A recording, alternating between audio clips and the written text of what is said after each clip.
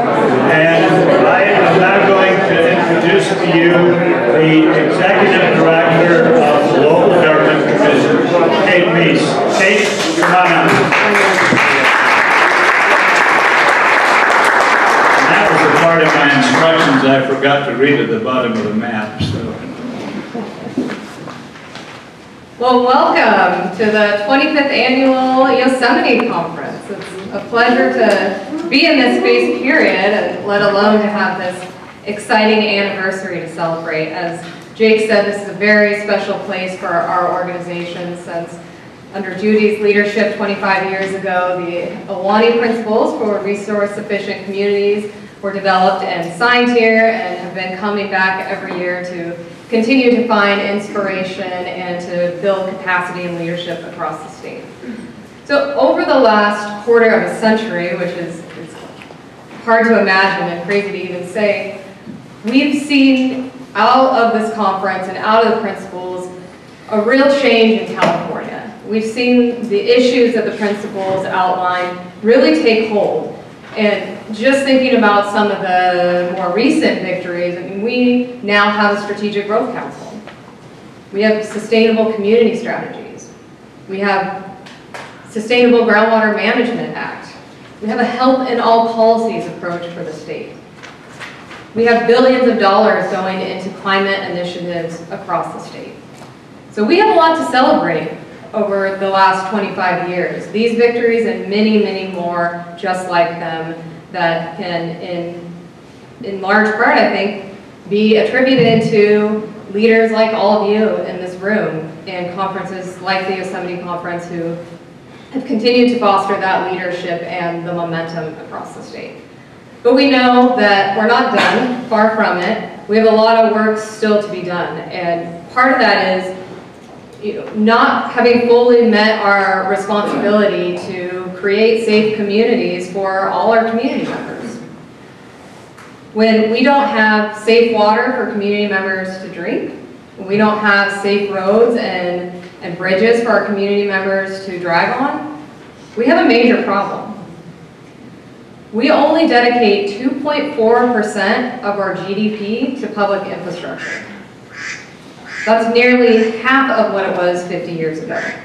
And at the same time, our population is increasing and we're having demand for new services. By 2050, California will have reached 50 million people. That's an average of about 350,000 people a year in population growth. And this growth is happening in cities. 83% of the population growth will be urban dwellers. So that means a huge increased demand on all sorts of urban infrastructure and public services.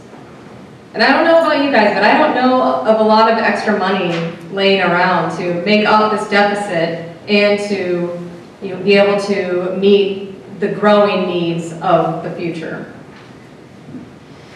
We already have infrastructure that is at risk. Most of our roads are considered at risk right now.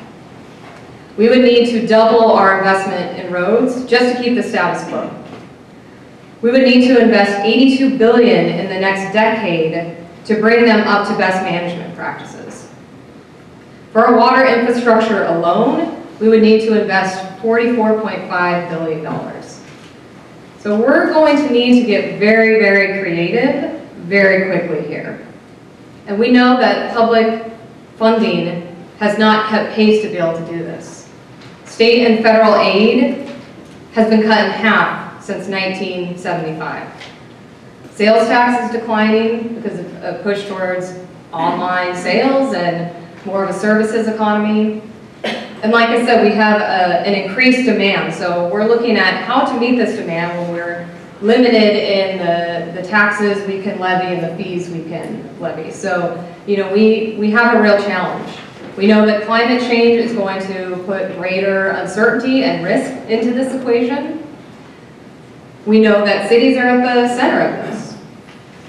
Cities account for 80% of GDP worldwide, 70% of greenhouse gas emissions, and like I said, they house well, I don't think I said this actually, but they house most of the population, 83% of the population in cities. So cities are going to be central to responding to this, and we need to do it in a way that achieves these multiple goals.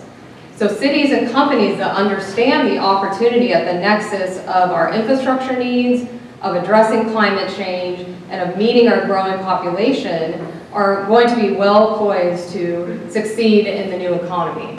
So looking at emerging technology, innovative solutions in the space of mobility, in the space of energy, health, water, that's going to be the focus of this year's conference. Finding those new public sector and private sector partnerships. We can't do this alone. We don't have enough time and we don't have enough money. So we're really going to need to think at a level of innovation and scale that does not look like anything we've seen in the past. Because the challenges that we're going to face in the future are not the challenges we faced in the past. So I'm really excited to have all of you here. I think that's our charge for the next 25 years. We've done it. We've seen huge, huge successes. I mean, all of you have done such impressive and substantial work at the local level, and all of this has influenced what's happened at the state level. That's how we're able to see these victories. So I absolutely believe that we can take on these challenges, and I'm excited to work through that with all of you over the next 3 days and to have our speakers provide some great inspiration and great resources for us to do that. So thank you. With that, I'll turn it back to Jake.